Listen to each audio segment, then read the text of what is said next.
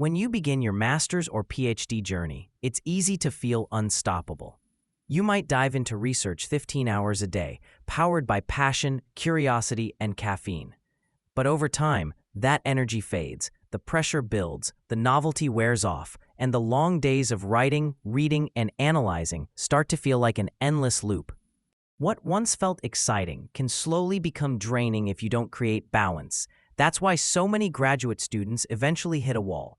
Not due to a lack of talent or drive, but because they're missing something crucial outside the lab or library, a source of mental renewal, a genuine sense of joy, and one key ingredient for long-term success: a good hobby.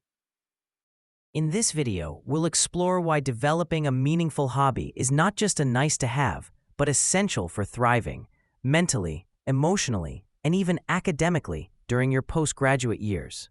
If you are new to this channel, this is Not Yet Growth. With 2 doctorates and a career in the corporate world, I'm here to share what I've experienced.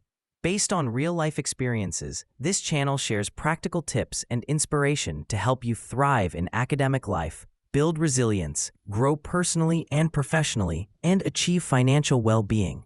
What is a hobby, really? At its core, a hobby is more than just something you do in your free time. It's not mindless TV binging or endless scrolling. A real hobby is something that brings joy, comfort, and mental renewal. It can be creative, physical, intellectual, or spiritual. What matters is that it supports your well-being and gives you something to look forward to. You can think of a hobby as a bigger version of a habit.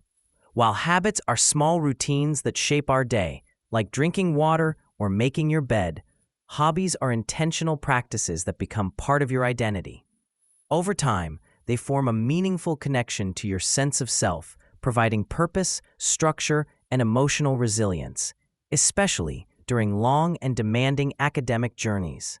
Why PhD and master's students need hobbies?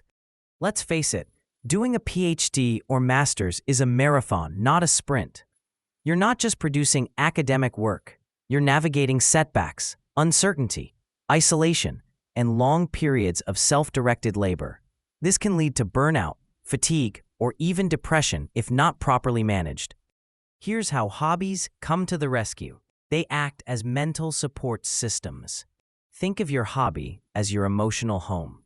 It's a safe space you can return to after a hard day, a place where you feel in control, comfortable, and recharged. It becomes your internal support system, your fallback when everything else feels overwhelming. When you're down, your hobby becomes a reminder that there's more to life than your research. It gives you something to believe in, something to work toward that's not connected to academic performance. They prevent burnout. Long research hours without breaks are a recipe for burnout, but when you engage in a hobby, be it painting, cooking, running, or playing music, you allow your brain to rest, reset, and recover. And guess what? You return to your work more efficient, refreshed, and focused. The irony is that spending time away from your research can make you a better researcher. They boost motivation and joy. Without variety, life can feel dull. Having a hobby spices up your routine, bringing color and excitement back into your day. You're no longer living from deadline to deadline. You're living with rhythm and balance. And when things go wrong in the lab, with your advisor, or with a paper submission, your hobby can be your anchor. It reminds you that your self-worth isn't solely tied to academic validation. Common misconceptions about hobbies. Many students believe they don't have time for hobbies, or that hobbies are a luxury. Others think hobbies need to be productive or directly contribute to their career. Let's bust a few myths. Myth 1. Watching TV is a hobby. It might be relaxing, but if it's passive and leaves you feeling empty afterward, it's probably not a hobby. Look for something that brings lasting joy and engagement. Myth 2. All hobbies must be trendy, like running or yoga. Not everyone can or should run marathons. If you have knee pain, that advice isn't helpful. The best hobby is something you enjoy, even if it's building model trains or growing houseplants. Myth 3. You're too old to start something new. Actually, many people go their whole lives without ever developing a real hobby. Starting one during grad school can enrich your present and shape your future. Many retirees struggle with boredom because they never cultivated hobbies when they were younger. Don't wait. How to find the right hobby for you. Finding a meaningful hobby doesn't have to be hard. Follow these steps. Reconnect with past joys. What did you enjoy doing as a child or teenager? Was it sketching, dancing, writing stories, or building things? These early passions often point toward fulfilling hobbies. Try, experiment, explore. Not every hobby will stick, and that's okay. Take short online classes, join local workshops, borrow a musical instrument, or follow a tutorial on YouTube. Try things without the pressure to master them. Choose for joy, not performance. You don't need to be good at your hobby. You just need to enjoy it. Let go of the need to excel and instead focus on the process. The joy comes from doing, not achieving.